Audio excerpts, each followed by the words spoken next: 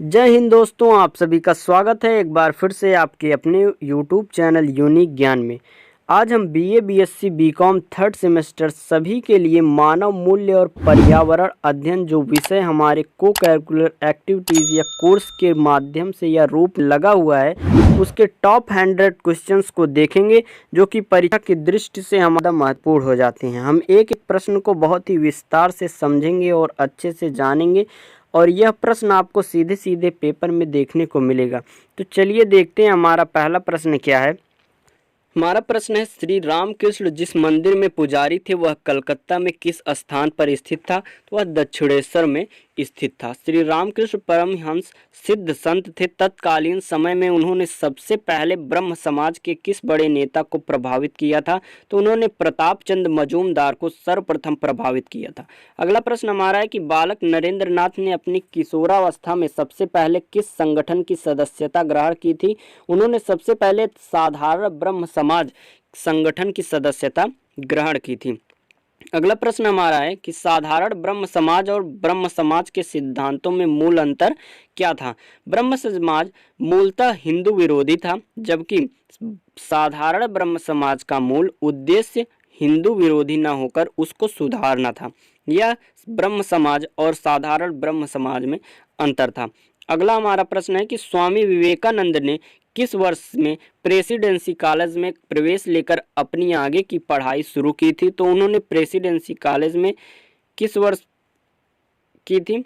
यह यहाँ पर लिखित नहीं है। अगला प्रश्न हम देखेंगे, प्रेसिडेंसी कॉलेज में सबसे पहले उन्होंने अपनी पढ़ाई आगे बढ़ाने के लिए एडमिशन लिया हुआ था। अगला हमारा प्रश्न है कि युवा नरेंद्र नाथ का सर्वाधिक प्रिय विषय क्या था जिससे उन्हें लोगों की प्रशंसा प्राप्त हुई थी? उनका सबसे सर्वाधिक प्रिय विषय धर्म एवं दर्शन था। अगला हमारा प्रश्न है कि स्वामी विवेकानंद को उनके अन्नप्राशन से पहले उनके माता पिता किस नाम से पुकारते थे? उन्हें सबसे पहले वे विश्वेश्वर के नाम से पुकारा करते थे। अगला हमारा प्रश्न है कि सन 1880 में 18 वर्ष की अवस्था में एफए की पढ़ाई के लिए नरेंद्र नाथ की बीमारी के कारण प्रेसिडेंसी कॉलेज छोड़ना पड़ा था। उसके बाद उन्होंने किस कॉलेज में प्रवेश लिया था? जनरल असेंबली कॉलेज में उन्होंने प्रवेश लिया था बीमारी के कारण। अगला हमारा प्रश्न है कि जनरल असेंबली कॉलेज के उस प्राचार्य का नाम बताइए जो नरेंद्र नाथ को बहुत प्रिय थे और वे स्वयं दर्शन तथा अध्यात्म के प्रकांड विद्वान थे। वे थे विलियम हेस्टी, जो कि जनरल असेंबली कॉलेज के प्राचार्य हैं और नरेंद्र नाथ को बहुत प्रिय थे। वे स्वयं जो हैं विलियम हेस्टी दर्शन और अध्यात्म के प्रकांड विद्वान थे। अगला हमारा प्रश्न है कि कलकत्ता के उन प्रसिद्ध चिकित्सक का नाम बताइए जिन्होंने युवा नरेंद्र को श्री राम कृष्ण के पास जाकर सत्य की प्राप्ति का मार्ग जानने को कहा था। तो वह रामचंद्र दत्त थे, जिन्होंने श्री राम कृष्ण के पास भेजा था नरेंद्र अर्थात स्वामी विवेकानंद जी को। श्री नरेंद्रनाथ दत्त के अलावा ब्रह्म समाज के वह दूसरे व्यक्ति कौन थे जिन्हें श्री रामकृष्ण काफ़ी स्नेह करते थे और बाद में वह स्वामी ब्रह्मानंद के नाम से प्रसिद्ध हुए थे? राखल चंद्र घोष। भाव में मैंने देखा कि जिस शक्ति की से केशव ने प्रतिष्ठा अर्जित की है उसी प्रकार की 18 शक्तियां नरेंद्र में हैं। केशव और विजय में ज्ञान दीप जल रहा है, नरेंद्र में ज्ञान सूर्य विद्यमान है। यह कथन किसका था? श्री रामकृष्ण परमहंस का यह कथन था।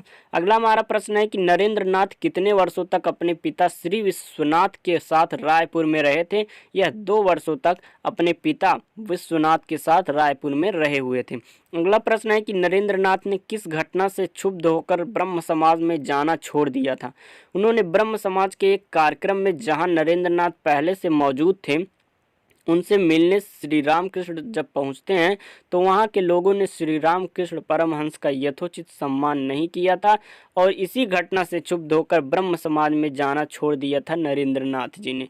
अगला प्रश्न है कि श्री रामकृष्ण परमहंस ने जब नरेंद्र नाथ को पहली बार स्पर्श किया था तब नरेंद्र नाथ को अपूर्व अनुभूति कैसी हुई थी?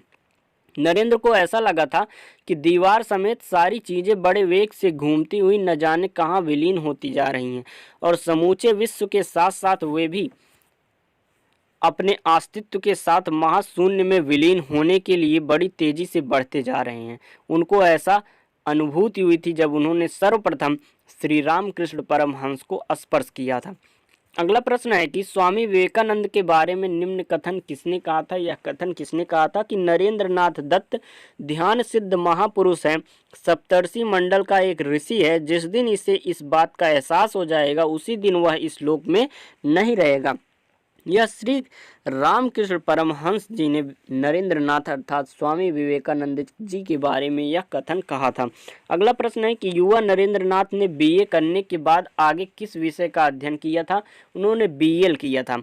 अगला प्रश्न है कि नरेंद्र दत्त के पिता विश्वनाथ का निधन किस वर्ष हुआ था। उनका निधन सन 1884 में हुआ था। किसका? नरेंद्र नाथ के पिता विश्वनाथ अर्थात स्वामी विवेकानंद जी के पिता विश्वनाथ का निधन सन 1884 में हुआ था। अगला प्रश्न है कि नरेंद्र नाथ के पिता का जब अवसान हुआ उस समय उनकी आर्थिक स्थिति कैसी थी। उनकी आर्थिक स्थिति उस समय अच्छी थी कह सकते हैं। इनमें से कौन सा कथन सत्य है। पिता की मृत्यु के बाद नरेंद्र नाथ दत्त के निकट संबंधियों ने उनके मकान को हथिया लेने के लिए मुकदमा कर दिया था। यह कथन सत्य है। और पिता की मृत्यु के बाद नरेंद्र नाथ ने नौकरी करनी प्रारंभ कर दी। यह असत्य है। पिता की मृत्यु के बाद नरेंद्र नाथ के संबंधियों ने मिलकर उनके परिवार को उनके मकान से बाहर कर दिया था। यह भी असत्य है। उनके मकान के ऊपर हथियाने के लिए एक मुकदमा कर दिया था। यह बात सत्य है। अगला प्रश्न है कि पिता की मृत्यु के बाद उनके मन में एक बार संसार को छोड़ देने का विचार क्यों आया था। क्योंकि उनका मानना था कि उनका जन्म एक महान उद्देश्य की प्राप्ति के लिए हुआ है और वह अखंड सच्चिदानंद की प्राप्ति, अतः संसार को छोड़ना ही श्रेयस्कर होगा। अगला प्रश्न है कि पिता की मृत्यु के बाद नरेंद्र नाथ को एक बार उनके गुरु रामकृष्ण ने अपने परिवार के लिए 2 जून का रोटी कपड़ा माँ काली से मांगने के लिए कहा था। उस समय उन्होंने माँ काली से क्या मांगा था। माँ विवेक दो, वैराग्य दो, ज्ञान दो एवं भक्ति दो। उन्होंने रोटी कपड़ा नहीं मांगा था, उन्होंने विवेक मांगा था, वैराग्य मांगा था और ज्ञान मांगा था, साथ ही साथ भक्ति मांगी थी माँ काली से। अगला प्रश्न है कि विवेकानंद जी की माँ ने निम्न उलाहना विवेकानंद को किस समय दिया था। चुप रहो मूर्ख, तुम बचपन से ही भगवान भगवान चिल्लाते रहे हो। क्या है भगवान? उसने तुम्हारे लिए क्यों कुछ नहीं किया? वह तुम्हारी तकलीफों को दूर क्यों नहीं करता? पिता की मृत्यु के बाद जब नरेंद्रनाथ का परिवार भूखमरी के दिन बिता रहा था तब उनकी माता ने उलाहना विवेकानंद को यह दिया था। अगला प्रश्न है कि बालक नरेंद्र से श्री रामकृष्ण परमहंस उसकी किन विशेषताओं के कारण प्रभावित हुए थे। बालक नरेंद्र की आंखों में बसी पवित्रता, अनन्यता से परिपूर्ण समर्पण की भावना और सरलता से श्री रामकृष्ण परमहंस बहुत ही ज़्यादा प्रभावित हुए थे। अगला प्रश्न है कि बालक नरेंद्र को देखकर स्वामी रामकृष्ण ने क्या पूछा था। क्या उसे नींद आने से पहले प्रकाश की कोई किरण दिखाई देती है? यही नरेंद्र से श्री रामकृष्ण ने पूछा था। अगला प्रश्न है कि एक बार दक्षिणेश्वर में नरेंद्र के जाने पर श्री रामकृष्ण ने निम्न में से कौन से वाक्य बोले थे। देखो तुम्हारे अंदर शिव विराजमान है, मुझ में शक्ति का निवास है, ये दोनों एक ही हैं। उन्होंने यह कहा था जब दक्षिणेश्वर में नरेंद्र गए थे। अगला प्रश्न है कि नरेंद्र को लेकर श्री रामकृष्ण के बीच शिष्य गुरु संबंध दूसरे अन्य शिष्यों से अलग थे। ऐसा क्या था? रामकृष्ण चाहते थे कि उनके अन्य शिष्य सभी प्रकार के कुछ नियमों का पालन करें। अगला प्रश्न है कि जब कमल खिलता है तब भौरे मधु की तलाश में अपने आप पहुंच जाते हैं। अस्तु तुम्हारा चरित्र कमल पूर्णतः विकास हो गया है, उसका विकसित हो गया है। सैकड़ों लोग तुम्हारे पास शिक्षा लेने आएंगे। विवेकानंद के बारे में यह उक्ति श्री स्वामी रामकृष्ण परमहंस अर्थात उनके गुरु ने यह कहा था। रामकृष्ण के सामने यदि कोई बालक नरेंद्र की आलोचना या उसे बुरा बताता है तो रामकृष्ण एकदम उसे डांट कर निम्न में से क्या कहकर चुप करा देते थे। अरे तुम क्यों शिव निंदा कर रहे हो, चुप हो जाओ। यह कहकर श्री रामकृष्ण चुप करा देते थे जो भी नरेंद्र की आलोचना करता था। अगला प्रश्न है कि आनंदा गुहा का नरेंद्र से क्या संबंध है। वे विवेकानंद के बचपन के दोस्त थे। कौन? आनंदा गुहा। अगला प्रश्न है कि स्वामी विवेकानंद ने वर्ष 1884 में किन कारणों से अपनी पढ़ाई छोड़ दी थी। उनके गुरु श्री रामकृष्ण बीमार पड़ गए थे और उनकी सेवा शुश्रूषा करने के लिए पढ़ाई उन्होंने छोड़ दी थी। अगला प्रश्न है, जब श्री रामकृष्ण की तबीयत खराब हो गई थी तो उनके भक्तों ने उनको दक्षिणेश्वर से लाकर किस स्थान पर रखा था? कलकत्ता के उपनगर काशीपुर में उन्हें लाकर रखा था जब वह श्री रामकृष्ण जी बीमार हो गए थे। अगला प्रश्न है, वर्ष 1899 में के प्रारंभ में स्वामी जी की क्या गतिविधियां थीं? वे शारीरिक दृष्टि से अस्वस्थ थे और वैद्यनाथ देवघर में स्वास्थ्य लाभ के साथ साथ सामाजिक जागरण के लिए चिंतन करते थे।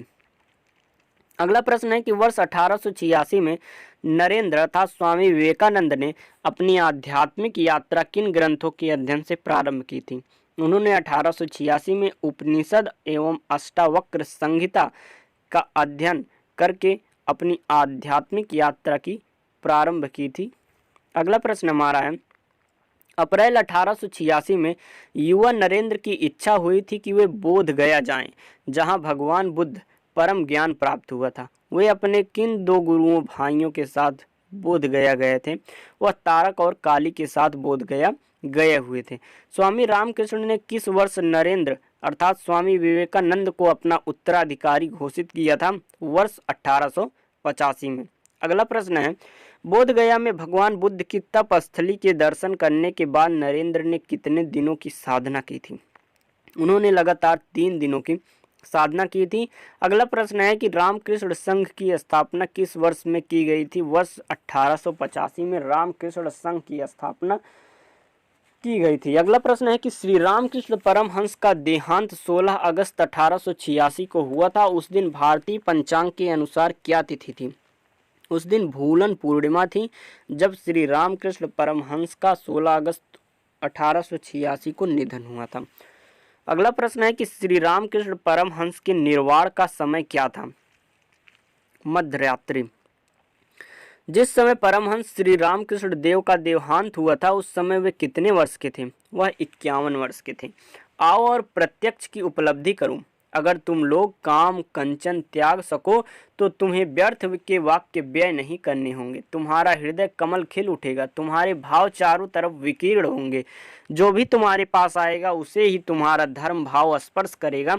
यह उपदेश किस महापुरुष का है? यह उपदेश श्री राम कृष्ण परमहंस जी का है। अगला प्रश्न है कि रामकृष्ण परमहंस के देह त्याग के बाद स्वामी विवेकानंद अपने गुरु भाइयों के साथ किस स्थान पर रहने के लिए चले गए थे? वह वराह नगर के मकान में रहने चले गए थे जब श्री रामकृष्ण परमहंस की मृत्यु अर्थात देह त्याग वो कर दिए थे तब। रामकृष्ण संघ के सन्यासियों ने मठ की स्थापना सबसे पहले कहाँ की थी? वराह नगर मठ पे। अगला प्रश्न है कि स्वामी विवेकानंद द्वारा स्थापित प्रथम रामकृष्ण मठ की स्थापना की मुख्य विशेषता क्या थी?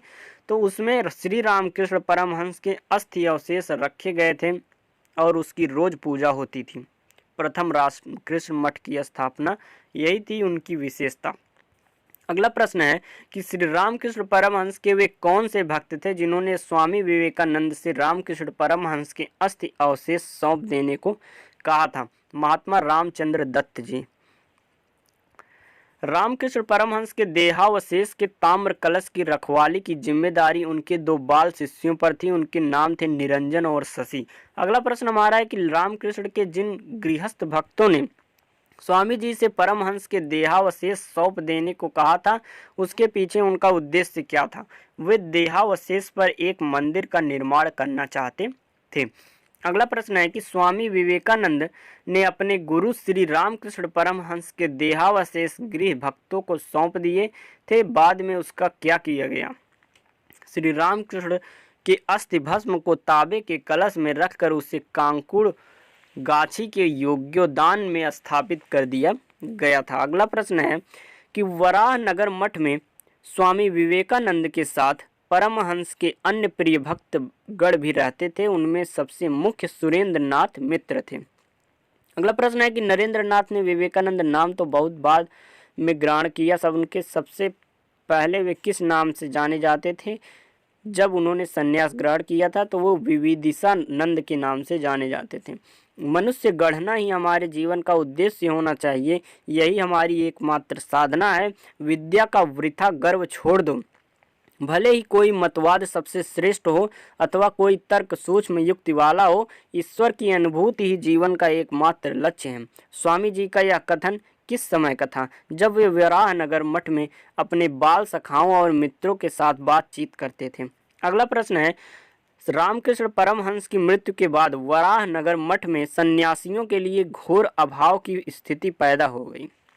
उस समय स्वामी जी के किस गृहस्थ शुभचिंतक सखा व गुरु भाई ने उनके स्थिति पैदा हो गई? तो उस समय स्वामी जी के किस गृहस्थ शुभचिंतक सखा व गुरु भाई ने उनके पालन पोषण का दायित्व लिया था? तो सुरेंद्रनाथ मिश्र ने यह दायित्व लिया था। अगला प्रश्न है कि स्वामी विवेकानंद ने वराहनगर मठ छोड़कर तीर्थ यात्रा के लिए कब प्रस्थान किया था? सन 1888 के प्रारंभ में। अगला प्रश्न है कि स्वामी विवेकानंद के मठ छोड़ने से पहले किस बाल सन्यासी ने मठ छोड़कर वृंदावन की ओर पैदल की प्रस्थान किया था? शारदा प्रसन्न ने। रामकृष्ण की शिष्य मंडली जब वराहनगर मठ में आकर रहने लगी, उस समय सभी ने सन्यास ग्रहण कर लिया था। उनमें सबसे पहले मठ त्यागने वाला सन्यासी कौन था? स्वामी त्रिगुणातीतानंद सबसे पहले मठ त्यागने वाला सन्यासी बना था।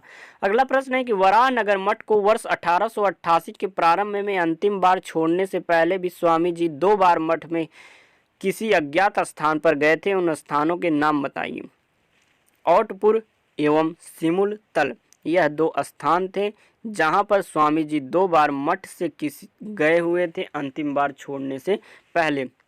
अगला प्रश्न है कि सन 1888 के प्रारंभ में स्वामी जी वराहनगर छोड़कर कहां पर आ पहुंचे थे? वह बिहार आ पहुंचे थे। स्वामी विवेकानंद बिहार राज्य का भ्रमण करते हुए काशी धाम पहुंचे। वहां वे किसी आश्रम में रहे थे।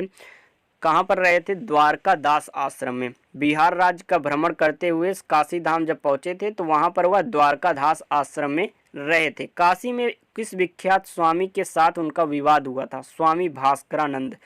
अगला प्रश्न है कि स्वामी जी के संबंध में वाराणसी में निम्न उक्ति किसने कही थी?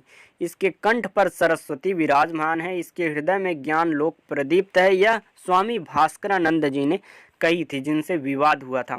स्वामी विवेकानंद के साथ बंदरों वाली घटना किस शहर में हुई थी? जब उनके पीछे कुछ बंदर लग गए थे और वे भाग रहे थे तथा किसी सन्यासी उन्होंने कहा, ठहरो, डटकर सामना करो। वह काशी में हुआ था, बंदरों वाली घटना।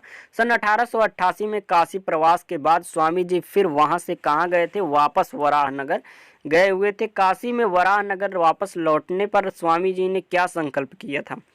उन्होंने यह संकल्प किया था कि वेदांत दर्शन के आत्मा के दिव्यत्व तथा जगत के अखंडत्व को ग्रंथों तक सीमित न रखकर जीवन की परेशानियों से जूझ रहे आम आदमी में उसका घर घर जाकर प्रचार करेंगे। उन्होंने यह संकल्प लिया था जब वह काशी से वराहनगर वापस लौटे थे। अगला प्रश्न है कि वराहनगर में स्वामी जी जब पुनः काशी अगर पहुंचे थे आकर, तब उनके गुरु भाई स्वामी अखंडानंद ने उनका परिचय संस्कृत के किस विद्वान से कराया था? तो उनका परिचय बाबू प्रमद दास मित्र से कराया हुआ था। अगला प्रश्न है कि अगस्त 1888 में काशी प्रवास के बाद स्वामी जी ने दंड कमंडलू लेकर सन्यासी वेश में उत्तर प्रदेश के किन स्थानों का प्रवास किया? वह अयोध्या और लखनऊ एवं वृंदावन गए हुए थे। अगला प्रश्न है कि स्वामी जी ने उत्तर प्रदेश प्रवास के दौरान किस स्थान पर किसी भंगी से चिलम पिलाने की प्रार्थना की थी? तो अयोध्या से वृंदावन जाते समय किसी भंगी से चिलम पिलाने की प्रार्थना की थी। अगला प्रश्न है कि एक बार प्रवास के समय स्वामी जी एक कुंड स्नान कर रहे थे। उसी दौरान बंदर उनका कोपीन उठाकर भाग गया था। उस समय उनके पास केवल एक ही कोपीन था और वे जल में निर्वस्त्र स्नान कर रहे थे। उस कुंड का क्या नाम था? राधा कुंड, गोवर्धन में जो है। अगला प्रश्न है कि राधा कुंड में स्नान करते हुए बंदर द्वारा उनका कोपीन ले जाने के बाद निर्वसन स्वामी जी को वस्त्र की प्राप्ति कैसे हुई? निर्वसन स्वामी जी को जंगल में गए और वहां कुछ दूर जाने पर किसी अजनबी व्यक्ति ने आकर उन्हें गैरिक वस्त्र और कुछ भोज्य सामग्री प्रदान की। अगला प्रश्न है कि राधा कुंड गोवर्धन प्रवास के समय भूख प्यास में व्याकुल स्वामी जी को रास्ते में कौन मिला था? हाथरस कहाँ पर मिले थे? तो वह मिले थे हाथरस रेलवे के स्टेशन मास्टर थे, वो मिले थे भूख प्यास में से व्याकुल स्वामी जी को रास्ते में। अगला प्रश्न है कि राधा कुंड गोवर्धन के पास प्रवास के समय स्वामी जी जब भूख प्यास से व्याकुल होकर एक वृक्ष के नीचे बैठे थे, उस समय उन्हें हाथरस के रेलवे स्टेशन मास्टर मिले थे और स्वामी जी को अपने हाथरस में ले गए थे। उनका नाम था शरत चंद्र गुप्त। अगला प्रश्न है कि एपीजे अब्दुल कलाम का जन्म हुआ था कहाँ पे? चेन्नई में। द विंग्स ऑफ फायर निम्न में से किसकी कृति है? एपीजे अब्दुल कलाम की। जैनुल आबदीन से कलाम के क्या संबंध थे? उनके पिता थे। रतन टाटा का जन्म कब हुआ था? 28 दिसंबर 1937 में। टाटा समूह के संस्थापक निम्न में से कौन थे? जेआरडी टाटा। अगला प्रश्न है कि रतन टाटा को किस वर्ष पद्म विभूषण से सम्मानित किया गया था? 2008 में। गूगल वॉलेट का ऑनलाइन पेमेंट सिस्टम शुरू किया गया था 2011 में। रतन टाटा को किस वर्ष पद्म भूषण से सम्मानित किया गया था? 2000 में। मैं सही निर्णय लेने में विश्वास नहीं करता, मैं निर्णय लेता हूं और फिर उन्हें सही करता हूं। यह विचार निम्न में से किसका है? रतन टाटा का। शक्ति और धन मेरे दो मुख्य दांव नहीं। मुख्य विचार जो है निम्न में से किसका है? यह रतन टाटा का है। उन्होंने कहा है कि शक्ति और धन मेरे दो मुख्य दांव नहीं है। नवल टाटा का रतन टाटा से क्या संबंध है? नवल टाटा रतन टाटा के पुत्र हैं। रतन टाटा ने निम्न में से किस संस्थान में शिक्षा ग्रहण की थी? कार्नेल विश्वविद्यालय में और हार्वर्ड बिजनेस स्कूल में उन्होंने शिक्षा ग्रहण की हुई थी। जेआरडी टाटा ने किस वर्ष टाटा सन्स का अध्यक्ष पद छोड़ दिया था? टाटा सन्स का अध्यक्ष पद 1991 में जेआरडी टाटा ने छोड़ दिया था। जेआरडी टाटा ने किसे अपना उत्तराधिकारी नियुक्त किया? रतन टाटा को। 28 दिसंबर 2012 में किसने टाटा सन्स के अध्यक्ष का पद छोड़ दिया? रतन टाटा ने। रतन टाटा ने किसे टाटा सन्स का उत्तराधिकारी बनाया? साइरस मिस्त्री को। रतन टाटा ने निम्न में से किस कंपनी का अधिग्रहण किया?